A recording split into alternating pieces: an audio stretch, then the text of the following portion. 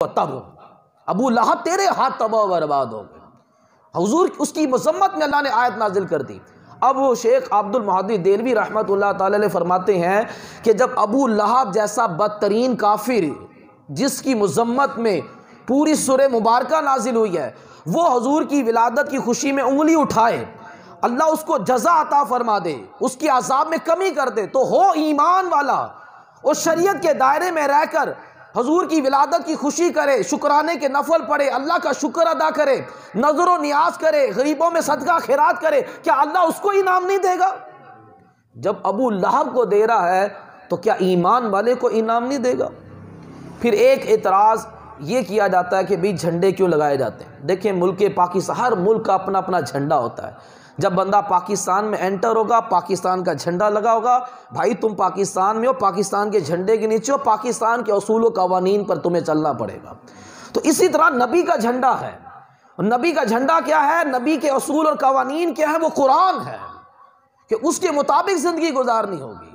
اور نبی کریم صلی اللہ علیہ وسلم جب مدینہ منورہ میں داخل ہوئے تھے تو جھنڈے کے ساتھ مدینہ منورہ میں داخل ہوئے تھے۔ اور امام جلال الدین سیوطی شافعی رحمۃ اللہ تعالی نے الخصائص الکبریٰ میں اس حدیث کو نقل کیا کہ جبرائیل علیہ السلام آئے، آمینہ کہتی ہیں، ایک جھنڈا کعبے کی چھت پر گاڑا، بیت المقدس کی چھت پر گاڑا اور میرے گھر کی چھت پر گاڑا، اور حضور کی ولادت ہو گئی۔ حضور کی ولادت کی موقع پر جبرائیل علیہ السلام جھنڈے لگا رہے ہیں۔ جبرائیل اپنی فرشتہ، کوئی بھی فرشتہ اپنی مرضی سے کوئی کام نہیں کرتا، اللہ کے حکم سے کرتا ہے، تو پتہ چلا یہ جھنڈے اللہ کے حکم سے لگے تھے۔ اور پھر چراغاں آمینہ رضی اللہ تعالیٰ عنہ کہتی ہیں جب حضور کی ولادت ہوئی تو ایسا نور چمکا کہ میں نے شام کے محلات کو دیکھ لیا۔ حلیمہ سعدیہ رضی اللہ تعالیٰ عنہ کہتی ہیں جب میں آئی حضور آرام کر رہے تھے تو میں نے جگانا مناسب نہیں سمجھا، میں نے بڑی محبت سے حضور کے سینے پر ہاتھ رکھا تو حضور نے آنکھیں کھول دی اور مسکرائے، اور آنکھوں سے ایسا نور نکلا کہ پورا آسمان روشن ہو گیا۔ نبی کریم صلی اللہ علیہ وسلم بے عیب پیدا ہوئے، پیدا ہوتے ہی سجدہ کیا۔ یہ سجدہ ثابت کرتا ہے کیونکہ جب سجدہ کرنا ہوتا ہے نا تو بدن بھی پاک ہو، لباس بھی پاک ہو، جگہ بھی پاک ہو۔ تو حضور نے پیدا ہوتے ہی سجدہ کر کر یہ ثابت کر دیا کہ بچہ بھی پاک ہے، بچے کی ماں بھی پاک ہے، بالکل پاک پیدا ہوئے، بے عیب پیدا ہوئے۔ تو اب وہ اتنا نور نکلا کہ شام کے محلات کو دیکھ لیا، کہتے ہیں آسمان کے ستارے قریب ہو گئے۔ اور جب حضور معراج پر گئے تو ہر آسمان پر ایک ستون روشن تھا۔ حضور صلی اللہ علیہ وسلم نے ارشاد فرمایا کہ جبرائیل یہ آسمانوں پر یہ ستون کیوں روشن ہے؟ عرض کی یا رسول اللہ صلی اللہ علیہ وسلم آپ کی ولادت کے موقع پر رب کائنات نے آسمانوں پر ستونوں کو روشن کیا تھا۔ تو یہ چراغاں اس لیے کیا جاتا ہے، اور پھر نظر و نیاز کی جاتی ہے۔ جس رات حضور نے تشریف لانا تھا تو زمانے جاہلیت میں جس کے ہاں بیٹی پیدا ہوتی تھی وہ لوگ ماتم کرتے تھے، چیختے تھے، چلاتے تھے۔ تو اللہ تبارک و تعالیٰ کو یہ بات گوارا نہیں تھی کہ جس رات میرا محبوب دنیا میں تشریف لائے کسی کے گھر میں صفے ماتم بچھے۔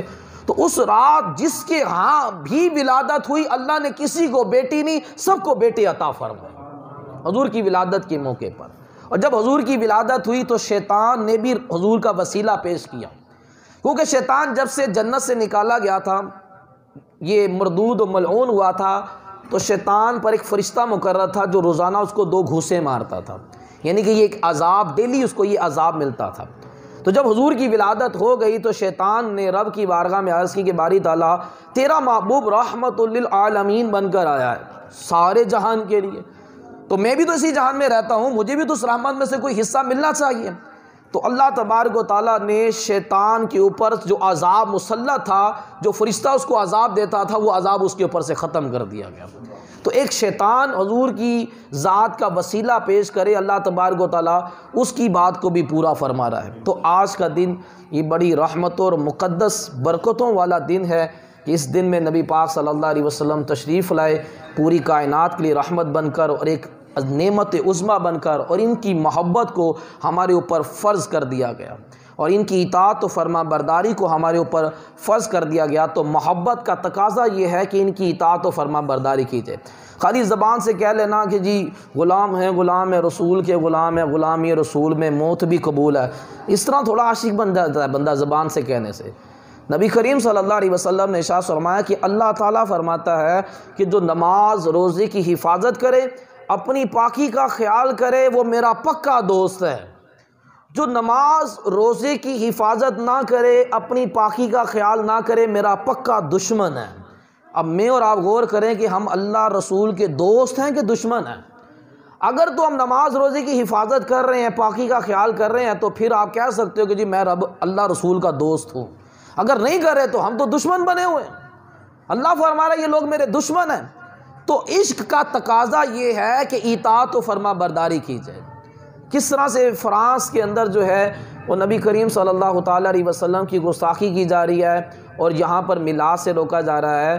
تھوڑا کامن سینس کی بات ہے، اگر آپ ہر سال 14 اگست نہیں منائیں گے تو آپ کی نئی نسل کو کیسے پتہ چلے گا کہ پاکستان کتنی قربانیوں کے بعد بنا ہے؟ اگر آپ 6 ستمبر کو یوم دفاع نہیں منائیں گے تو آپ کی نئی نسل کو کیسے پتہ چلے گا کہ 6 ستمبر 1965 کو جو جنگ ہوئی تھی، کس طرح سے پاکستان آرمی نے جو ہے وہ انڈیا کو شکست دی اور ملک کے پاکستان کو بچایا؟ نئی نسل کو کیسے پتہ چلے گا؟ اگر آپ ہر سال شریعت کے دائرے میں رہ کر جشن ولادت منا کر نبی کی شان و عظمت کو بیان نہیں کرو گے تو آپ کی نئی نسل کو کیسے پتہ چلے گا کہ نبی کتنی شان و عظمت والا ہے؟ یہ نئی نسل کو اویئرنیس ہوتی ہے اور پوری دنیا کے کافروں کو آخری نبی کی دعوت پہنچ جاتی ہے کہ آج نبی کی ولادت کا دن ہے، جو آخری نبی ہیں ان پر ایمان لانا سب پر لازم ہے اور ان پر ایمان لائے بغیر گزارا نہیں ہے۔ یہ بھی ایک تبلیغ کا حصہ ہے۔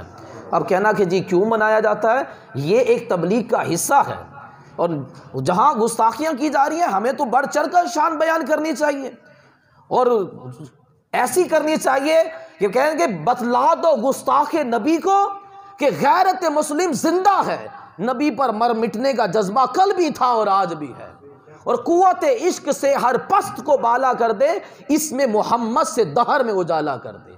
جو عشق کی قوت، اصل میں مسلمان کی جو قوت، جو طاقت ہے نا، وہ عشق مصطفیٰ ہے۔ یہ کوئی ٹیکنالوجی اور یہ کوئی ایٹم بم، یہ ہماری پاور نہیں ہے۔ ہماری اصل پاور محبت رسول ہے۔ آپ کو پتہ ہے صحابہ کرام کا کھانا کیسا تھا؟ پیٹ پہ پتھر بندھے ہوتے تھے، کھانا کہاں ملتا تھا، لیکن جنگوں میں ان کی طاقت کے جوہر دیکھیں آپ نے۔ حضرت علی نے کیسی تلوار چلائی تو مرہب کے دو ٹکڑے ہو گئے۔ جو خیبر کا قلعہ جو 40 بندوں سے نہیں اٹھایا جا رہا تھا، حضرت علی نے اپنے ایک ہاتھ سے اٹھا لیا۔ یہ طاقت، یہ عشق مصطفیٰ والی طاقت تھی، کوئی دوسری کوئی کھانے کی طاقت نہیں تھی۔ اس لیے ڈاکٹر اقبال نے کہا کہ قوت عشق سے ہر پست کو بالا کر دے، اس میں محمد سے دہر میں اجالا کر دے۔ تو یہ حضور کی محبت ہی ہماری اصل پاور ہے۔ یہ محبت ہوگی تو دنیا اور آخرت میں کامیابی ملے گی، اگر یہ محبت نہ ہوئی تو یہ ہماری ناکامیاں ہیں، یہ ناکامی ہمارا مقدر بن جائے گی۔